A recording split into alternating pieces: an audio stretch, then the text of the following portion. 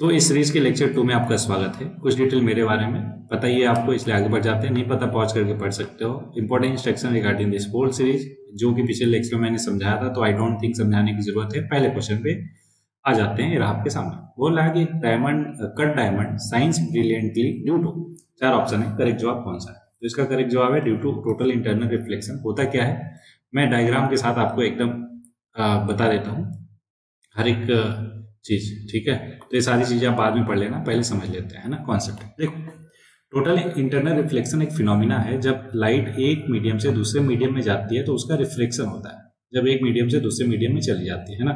लेकिन एक certain angle पे अगर उस रेस को इंसिडेंट कराया जाए, जिसको इंसिडेंट रे बोलते हैं, तो एलॉन्ग दी सरफेस चली जाती है, ठीक है। कहाँ? एलॉन्ग दी सरफेस चली जाती है। और उस इंसिडेंट एंगल को, ध्यान रहे, वो इंसिडेंट एंगल हमेशा नॉर्मल से देखा जाएगा, तो इस एंगल को क्रिटिकल एंगल बोला जाता है। थीटा सी है, ठीक है। ये क्या है? Critical angle. और जब क्रिटिकल एंगल से थोड़ा सा भी ज्यादा आप इंसिडेंट रे को इंसिडेंट कराओगे तो टकरा के उसी मीडियम में वापस लौट आएगी, है ना। दूसरे मीडियम में जाने की बजाय उसी मीडियम में वापस लौट आएगी। इसको टोटल इंटरनल रिफ्लेक्शन बोलते हैं। अब जो एक कट डायमंड होता है, उसमें बहुत सारे ऐसे फ्लैट सरफेस होते हैं, ठीक है। बहुत सारे फ्लैट सरफेस है, तो हुआ क्या, ध्यान से समझिए। ये लाइट ऐसे इंसिडेंट की, है ना। तो अभी यहाँ पे सरफेस पड़ा तो क्या हुआ कि वो रिफ्लेक्ट कर गई, रिफ्लेक्ट करके अंदर आ गई किसके? डायमंड के। जब अंदर आई एक सरफेस पे रेस पड़ी तो पता चला कि इसका जो क्रिटिकल एंगल था ना, वो बहुत कम था, जिसकी वजह से ये जो रेज है वो टकरा के उसी मीडियम में वापस आ गई। क्यों? क्योंकि ये जो एंगल ऑफ इंसिडेंट है वो क्रिटिकल एंगल से ज्यादा है। अभी ऊपर जो मैंने समझाया है ना, तो क्या होगा, टकरा के वापस आ जाएगी, बाहर जा नहीं पाएगी। अब ये टकरा के वापस आ गई। अब ये रेस फिर से जा रहा है, फिर से गया यहाँ पे इंसिडेंट हुआ, फिर से यहाँ पे टोटल इंटरनल रिफ्लेक्शन हुआ, टकरा के वापस आ गए। फिर से यहाँ पर आया वो रेस, तो फिर से टकरा के वापस आ गया, because of total internal reflection. इस तरीके से मल्टीपल PIR होता है, जिसको टोटल इंटरनल रिफ्लेक्शन बोलते हैं, जिसकी वजह से वो जो डायमंड है ना, वो बहुत साइन करता है। बोलो एकदम क्लियर? गुड। नेक्स्ट क्वेश्चन आपके सामने। अभी ये समझा दिया ना, अब आप एक्सप्लेनेशन पढ़ोगे तो सारी चीजें बहुत ही ज्यादा आसान लगेगी। पढ़ने की जरूरत आई डोंट थिंक ये है, लेकिन अगर आपको लगता है तो आप पढ़ सकते हो, ठीक है। चलो नेक्स्ट क्वेश्चन ये रहा आपके सामने। अब body weight is highest in which among the following. देखो बॉडी वेट कैसे मेजर होता है, समझो ध्यान से। जो जो तो जो ग्रेविटेशनल फोर्स है ना, मान लो हमारा मास m है, तो जो ग्रेविटेशनल फोर्स लगता है वो कितना हो गया? mg। जी क्या है? Gravitational acceleration. तो F equal to M G पढ़ा होगा आपने। F equal to M A से ए क्या है? एक्सेलरेशन। यहाँ पे ग्रेविटी लगती है, दैट्स वाई mg हो गया, है ना। तो इसी को, है ना, इसी का रिएक्शन मिलता है, तो उसको क्या बोलते हैं? mg बोलते हैं। अब ये सबसे ज्यादा तब होगा जिस मीडियम की डेंसिटी कम होगी। ऐसा क्यों? समझो, अगर वाटर में आप देखो तो डेंसिटी इसकी ज्यादा होती है, दैट्स वाई लोग, है ना, चीजें जो है उसमें हल्की दिखती है। ऐसा क्यों? समझो ध्यान से। ये मान लो कि कोई वेट है, मतलब कोई ऑब्जेक्ट है जिसका वेट है 10 kg, है ना। अब इसमें अगर इसको पानी में रखोगे तो पानी ड्यू टू इस इट्स मोर डेंसिटी क्या करेगी? इस पे एक बाइएंट फोर्स लगाएगी। मान लो 5, है ना, 5 न्यूटन का लगा रहा है, वो ऊपर मान लो 10 न्यूटन है, ठीक है। 10 न्यूटन उसका क्या है? वेट है बॉडी का। 5 न्यूटन बाइएंट फोर्स लग गया, तो उसका जो नेट फोर्स है, जिसको अपरेंट वेट बोलते हैं, वो कितना हो जाएगा? 10 minus 5 equal to 5 newton. Okay, तो उसका वेट समझ आएगा 5 न्यूटन के इक्विवेलेंट, है ना। बिकॉज ऑफ डेंसिटी क्या हुआ कि उसका वेट घट गया। सेम मैनर में इन चारों में से जिसकी डेंसिटी सबसे कम होगी वहां पे वेट ज्यादा होगा, मतलब बॉडी का। तो देखो, एयर, वाटर, हाइड्रोजन और नाइट्रोजन में सबसे हल्का कौन होता है? तो कहोगे सर हाइड्रोजन जो है उसकी डेंसिटी सबसे कम होती है, दैट्स वाई किसी भी बॉडी का वेट सबसे ज्यादा किसमें होगा? हाइड्रोजन में होगा। मोस्ट ऑफ द लोग एयर समझ रहे होंगे, लेकिन नहीं, एयर भी डेंस होता है किससे? हाइड्रोजन से। हाइड्रोजन कम डेंस होता है इन चारों में, दैट्स वाई यहाँ पे वेट सबसे कम होगा, सॉरी सबसे ज्यादा होगा, ठीक है। होपफुली सारा कुछ आपको क्लियर हो गया। चाहो तो आप पढ़ सकते हो। आगे बढ़ जाते हैं। नेक्स्ट क्वेश्चन ये रहा। One important characteristic of sound is pitch. क्या? पिच, जो डिपेंड करती है किस पे? तो देखो, एक पिच साउंड की एक क्वालिटी है जो डिपेंड करती है टोटली फ्रीक्वेंसी पे, है ना। फ्रीक्वेंसी पे क्यों? क्योंकि हाई अगर फ्रीक्वेंसी है, फ्रीक्वेंसी अगर हाई है तो पिच भी क्या होगा? हाई होगा। अगर पिच हाई है तो आवाज थोड़ी सुरीली, थोड़ी पतली होगी। फॉर एग्जाम्पल, मेन और वुमेन में, है ना, वुमेन की जो फ्रीक्वेंसी है वो ज्यादा होती है, दैट्स वाई उनका पिच भी ज्यादा होता है, ठीक है। और वहीं पे मेन का देखा जाए तो फ्रीक्वेंसी थोड़ी कम होती है, दैट्स वाई उनका पिच भी कम होता है। तो क्वेश्चन था कि पिच किस पे डिपेंड करता है, तो करेक्ट जवाब हो गया फ्रीक्वेंसी पे। कैसे करता है? डायरेक्टली प्रोपोर्शनल, एक बढ़ेगा तो दूसरा भी बढ़ेगा। एकदम क्लियर? गुड। नेक्स्ट है कि which one of the following pair is not correctly match. Correctly match नहीं है, ठीक है। तो पहला है dry ice, solid carbon dioxide होता है, बिल्कुल सही जवाब। सेविन क्या है? इंसेक्टिसाइड, ये भी होता है। टेफ्लॉन जो है एक पॉलीमर कंटेनिंग फ्लोराइड, ये भी ठीक है। फ्लोरीन जो है ऑर्गेनिक कंपाउंड कंटेनिंग फ्लोरीन, बिल्कुल गलत। क्यों?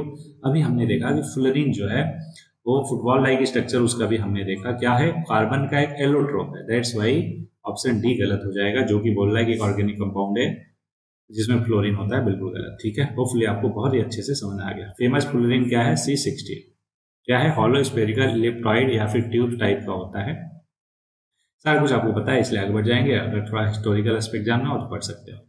दो लिस्ट को मैच करना है, लिस्ट 1 को लिस्ट 2 से। आर्टिफिशियल फ्रूट रिपनिंग है ना, के लिए क्या इस्तेमाल किया जाता है? तो करेक्ट जवाब है एथाइलिन। क्या? एथाइलिन इस्तेमाल किया जाता है इसके लिए। बेकिंग सोडा सबको पता है, सोडियम बाइकार्बोनेट NaHCO3। ठीक है। सॉफ्ट ड्रिंक क्या है? कार्बन डाइऑक्साइड उसमें होती है। और क्वार्ट्ज जो है वो है सोडियम सिलिकेट। एक्चुअल में सिलिकेट के एलिमेंट्स होते हैं, सोडियम सिलिकेट भी एक टाइप का क्वार्ट्ज ही है। तो होपफुली मैच कर लिया होगा आपने। कैसे? ए का क्या हो गया? 3, और बी बेकिंग सोडा का कौन सा हो गया? 4, और सॉफ्ट ड्रिंक का 1, और क्वार्ट्ज का 2, है ना। तो 3 4 1 2।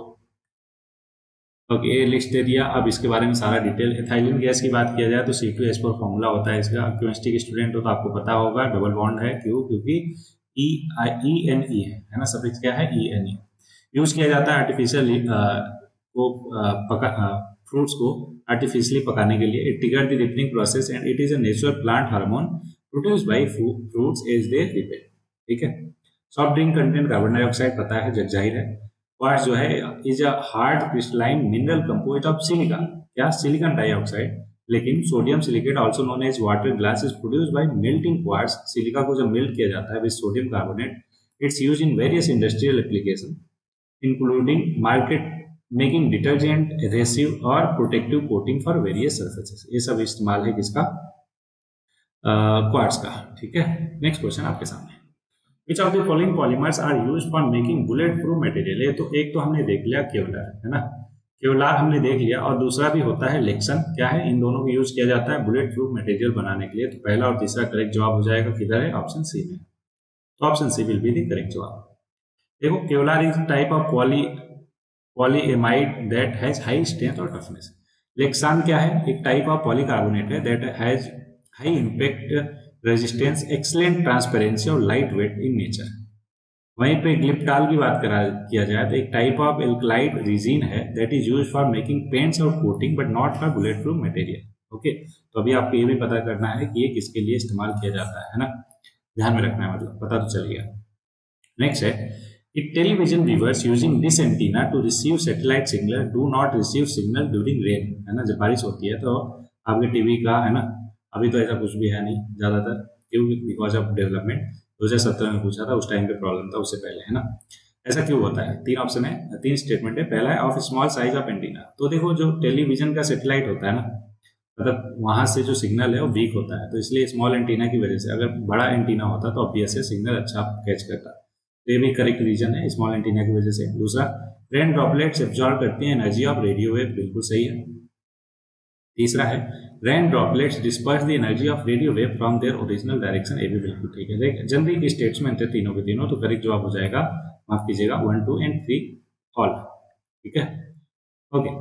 जनरिक है इसलिए मैं छोड़ रहा, आगे बढ़ जा रहा। ठीक है, चाहो तो आप पढ़ सकते हो। अगला है, मोबाइल फोन चार्जर इज, क्या है? चारों में से इन्वर्टर है, यूपीएस है, स्टेप अप ट्रांसफार्मर है, या स्टेप डाउन ट्रांसफार्मर है। ठीक है, अब ध्यान समझो। मोबाइल फोन हमारा, उस पर कभी अगर उसका चार्जर देखा होगा तो उसका चार्जर पे 5 वोल्ट लिखा होता है मोस्टली, है ना, जनरली 5 वोल्ट लिखा होता है। लेकिन आपने बचपन में पढ़ा था कि जो हमारे घरों में बिजली आती है 240 वोल्ट की आती है। अब 240 वोल्ट से 5 वोल्ट पे कैसे काम कर रहा? बिकॉज ऑफ दिस, क्या?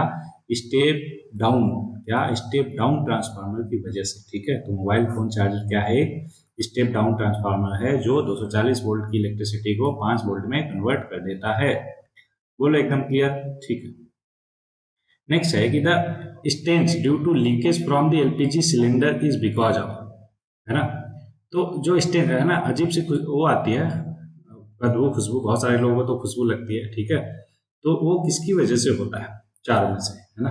तो देखो, एथाइल मरकैप्टेन उसमें मिलाया जाता है बिकॉज ऑफ दिस, है ना। अदरवाइज जो गैसेस उसमें होती है वो ऑर्डरलेस होती है, मतलब उसका कोई स्मेल नहीं होता। बट स्पेशली ये पर्टिकुलर केमिकल है ना उसमें मिलाया जाता है सच दैट जब भी लीकेज हो पता चल जाए। क्यों? क्योंकि वो गैस बहुत ही इन्फ्लेमेबल है ना, इसलिए पता चलना जरूरी है कि हाँ लीकेज हो रहा है। ठीक है, ओके। उसमें मोस्टली क्या होता है, प्रोपेन और ब्यूटेन होता है एलपीजी में, सबको पता है। अडरलेस होता है in natural state. Smell that you notice when there is leakage is actually stench of an entirely different agent जिसका नाम है एथाइल मरकैप्टेन। ठीक है, ये सब्सटेंस ऐड किया जाता है गैस में when it leaves the main storage terminal. Okay, formula देखा जाए C2H5SH। नेक्स्ट है हार्मोन से इधर उसका फंक्शन है। ठीक है, इंसुलिन क्या करता है, रेगुलेट करता है ब्लड ग्लूकोज को, बिल्कुल सही जवाब। Melatonin regulation of your sleep cycle, एकदम सही। ऑक्सीटोनिन क्या करता है, रिलीज करता है मिल्क फ्रॉम मेमोरी ग्लैंड्स, एकदम सही है। गैस्ट्रिन जो है रेगुलेशन ऑफ ब्लड प्रेशर है क्या, बिल्कुल नहीं। क्या गैस्ट्रिन जो है गैस्ट्रिक जूस से रिलेटेड है जो स्टमक है ना, और स्टमक या फिर इंस्टाइन में होता है। देखते हैं, ये देखो regulation of blood pressure, this pair is not correct. क्यों? क्योंकि गैस्ट्रिन क्या है, एक हार्मोन है, माफ कीजिएगा जूस बोला होगा ऊपर, हाँ ठीक है, hormones that stimulates the secretion of gastric acid in the stomach, not the regulation of blood pressure. ध्यान में रहेगा। गुड। इंसुलिन, मेलाटोनिन और ऑक्सीटोनिन, ऑक्सीटोसिन, तीनों को मैंने बता ही दिया, इसलिए आगे बढ़ जाएंगे। नेक्स्ट क्वेश्चन आपके सामने, प्रोडक्ट है उसका सोर्स है, बताना है।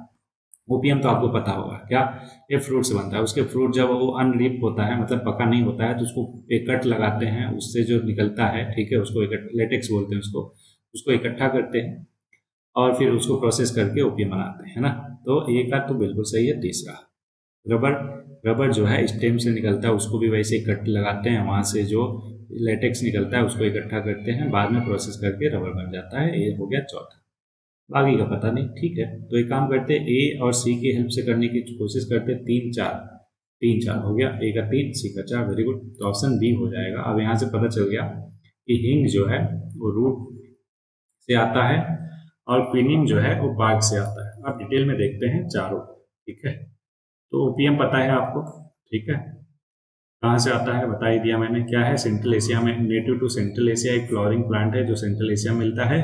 Opium is produced by making an incision in the unripe seed capsules of the opium. वही सारा कुछ जो मैंने बताया, लेटेक्स निकलता है, फ्लो आउट वहां से निकलता है, उसको इकट्ठा करते हैं, प्रोसेस करते हैं और ओपियम बनाते हैं। इंडिया की बात किया जाए तो इसको कल्टीवेट किया जाता है एमपी, राजस्थान और उत्तर प्रदेश में। वहीं पे हींग की बात किया जाए तो वो रूट से निकलता है ना। कैसे, is a spice made from the dried root of the asafoetida plant, है ना, ये अजीब तो नाम है, पढ़ लेना। दी एसफोएटिडा प्लांट एक पेरेनियल हर्ब है जो कि नेटिव है सेंट्रल एशिया का, ये भी सेंट्रल एशिया का ही नेटिव है। Has a strong pungent smell और फ्लेवर, सुना होगा कभी आपने, है ना, स्ट्रॉन्ग पंजेंट स्मेल और फ्लेवर होता है उसका। अगर पूरे दुनिया में देखा जाए तो इंडिया, पाकिस्तान और मिडल ईस्टर्न क्यूजिन में इसका इस्तेमाल किया जाता है। और अगर हमारे हमारे देश में बात किया जाए, गुजरात और राजस्थान में इसको कल्टीवेट किया जाता है। रबड़ की बात किया जाए, फिर से वही सारी चीजें। रबर जो है native of Amazon rain forest है। रबर प्रोड्यूस किया जाता है by making in season of, ये बता ही दिया मैंने सारा कुछ, ठीक है। और हमारे यहाँ पे मिलता है साउदर्न स्टेट में, जैसे कि केरला, तमिलनाडु और कर्नाटका। क्यूनिन की बात किया जाए तो इसको समझते हैं, एक ड्रग है जो कि यूज किया जाता है मलेरिया को ट्रीट करने के लिए। Derive from the bark of the cinchona tree, hopefully मेरा प्रोनाउंसिएशन ठीक हो। दी सिंचोना जो भी बोलते हैं, tree is native of the South America. Quinine was first used to treat malaria in 17th century, है ना। नेक्स्ट क्वेश्चन है, human body is incapable of digesting cellulose, ठीक है। Starch degrading enzyme diastase is found in human body, ये भी ठीक लग रहा है ना। तो दोनों ठीक है, लेकिन कोई रिलेशन तो है नहीं, तो इसलिए उसका करेक्ट एक्सप्लेनेशन तो होगा नहीं। अब एक्सप्लेनेशन देखते हैं। Human body is incapable of digesting cellulose because it lacks the necessary enzyme cellulose which is required to break down the complex cellulose molecule, मिलता है प्लांट सेल वॉल्स में। अनलाइक अदर कार्बोहाइड्रेट जैसे कि starch, जो कि digest किया जाता है बाय एंजाइम जैसे कि amylase, cellulose remains undigested as it passes through the digestive system, है ना, वो डाइजेस्ट नहीं होता ह्यूमन बॉडी में। दूसरा भी सही है कि डाइस्टेज जो है एक स्टार्च डिग्रेडेटिंग एंजाइम है that is found in human saliva and in pancreas. कहाँ कहाँ पे मिलता है, सलाइवा और पेनक्रियाज में। Diastase break down starch into small molecule of the sugar जैसे कि माल्टोज और glucose. This makes it easier for the body, क्या करने के लिए, कार्बोहाइड्रेट को एब्जॉर्ब करने के लिए। नेक्स्ट क्वेश्चन है, vitamin B12 remain stored in the life liver for 3 से 5 सालों के लिए, तो ये बिल्कुल करेक्ट स्टेटमेंट। आपको लगता होगा 3 से 5 सालों तक रहता है, हाँ सही जवाब है, रहता है। विटामिन B12 जो है वाटर सॉल्युबल है, ये भी बिल्कुल सही जवाब है, लेकिन ये करेक्टली एक्सप्लेन नहीं कर रहा है, इसलिए इसका बी ऑप्शन क्या होगा, बी होगा। ठीक है, ये है एक्सप्लेनेशन, है ना, फैक्चुअल है, आपको बस जानना है ध्यान से। अब मैंने क्या किया है, यहाँ पर लिस्ट प्रोवाइड करती है सारे बी विटामिन का, है ना, B1 से B12 तक। तो क्या करना है आपको, उसका नाम क्या है, डिस्क्रिप्शन क्या है, उसको 2 बार पढ़ना है, कम से कम कितनी बार पढ़ना है इस लिस्ट को, 2 बार। ठीक है, नेक्स्ट क्वेश्चन है, digestion of lipase take place in the presence of some of the following, क्या, sorry, lipids, digestion of lipids, है ना, किसके प्रेजेंस में, है ना, होता है। तो करेक्ट जवाब है बाइल एसिड्स और लाइपेज के। पेप्सिन क्या करता है, वो प्रोटीन को सिंथेसिस करता है बॉडी में, है ना, तो इसलिए पेप्सिन तो होगा नहीं, पहला और दूसरा करेक्ट जवाब है। कहाँ है ऑप्शन, ऑप्शन सी जो है विल बी द करेक्ट जवाब फॉर दिस क्वेश्चन। ठीक है, बाइल एसिड की बात किया जाए तो produce by liver and stored in the gall bladder, play करता है crucial role in lipid digestion, they are release into the small intestine जब जरूरत होती है। Bile acid helps emulsify large lipid molecule, किसमें, स्मॉलर पार्ट में, smaller droplets में, increasing the surface area available for lipase enzyme to act upon, और इस process में वो ये प्रोसेस एड करता है break down and absorption of lipids को। लाइपेज की बात किया जाए तो एक एंजाइम है, रिस्पॉन्सिबल है for breaking down lipids, lipids मतलब फैट्स इनटू स्मॉलर कंपोनेंट जैसे कि fatty acid, glycerol etcetera. Lipase produced by the pancreas and released into the small intestine. It catalyzes the hydrolysis of the triglycerides, जो कि dietary fats है, into absorbable form of that can be taken up by the body. Pepsin मैंने बता दिया protein को digest करता है, secreted by the stomach to aid in the digestion of protein, not lipids. It work in the acidic environment of the stomach और responsible है for breaking down protein, किसमें, peptides में। प्रोटीन किसमें बन जाता है, पेप्टाइड्स में। अब आई होपफुली ये लास्ट क्वेश्चन है इस पूरे लेक्चर का।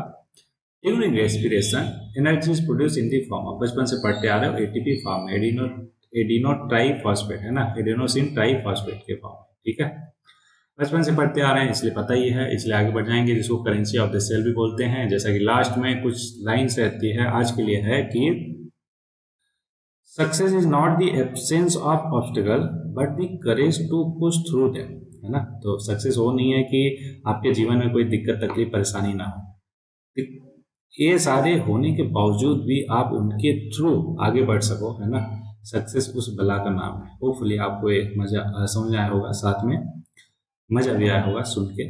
ऐसे मोटिवेटिंग कोर्स वगैरह जरूरी होता है अपनी प्रिपरेशन की जर्नी को, अपनी लाइफ लॉन्ग जर्नी को और बेहतर ढंग से जीने में। ठीक है, तो जीते रहिए, पढ़ते रहिए, लिखते रहिए और आगे बढ़ते रहिए। मिलते हैं नए लेक्चर में, तब तक के लिए एंजॉय।